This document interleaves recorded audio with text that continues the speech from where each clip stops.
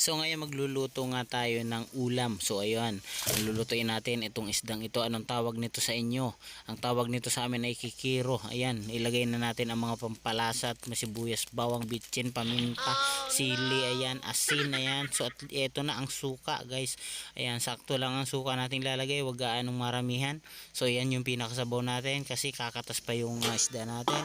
So ito lang yung pamamaraan ng pagluto natin. Ayan, ito yung gusto kong luto, medyo may asim-asim lang. So ayan, napakadali lang guys. Oh, kita nyo na yan, malapit na siyang maluto. Ayan, timplahan na, tikman na, okay na yan. Ito na ang ating ulam ngayon. So anong tawag nito sa inyo guys? Ayan, oh, luto na, kakain na tayo. Anong tawag nito sa inyong isdang ito guys? Ang tawag kasi sa amin sa Bicol, kikiro. So malalaki yung nabili ko guys. So masarap talaga tong isda na to kasi ito yung mga isdang laot, ano, yan, malaki, kikiro, ano, kikiro ang tawag niyan, hindi ko lang alam tawag dito basta binili ko siya. So sarap guys, sakto lang yung ano niya, yung asim. Sa paksiw siya, hindi gaano maasim kasi malasa tong isda na to guys. Yung laman niya, lalo na kapag sariwang sariwa, medyo matamis yung laman niya. So kaya naman talaga kabilang ito sa mga ano, tawag dito class A na isda. So ayan guys, so kain na tayo. Ito yung ating ulam ngayon. So guys, comment kayo anong tawag sa inyo ng isdang ito. Masarap, ano bang ibang klaseng luto ang pwedeng gawin dito? So comment down below guys, ay yung ano, kababayan natin dyan na mahilig din magluto, ano po ang tawag nito sa inyo, at ano pa ang ibang klaseng pwedeng iluto dito, ano po yung mas masarap, no?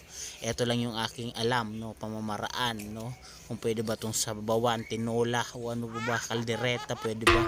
So ayan guys, ito, kain na tayo mga idol. Ito lang yung ulam natin ngayon.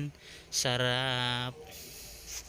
Nakakamiss talaga yung mga ganitong ulam guys. Paminsan-minsan ay magluluto rin kayo. So ayan guys, medyo mahabi ng ating video guys. So pagtiyagaan nyo na lang guys, kasi talaga ito guys ang gusto kong gawin.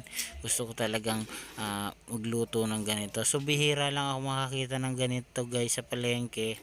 Kasi nga yan, hindi naman kasi kilala nung iba siguro yung ganyang isda. Oh.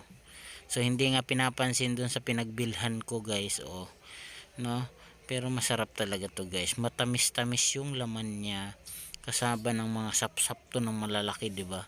So masarap siya guys. So ano pang hinihintay nyo guys, try nyo yung ganito.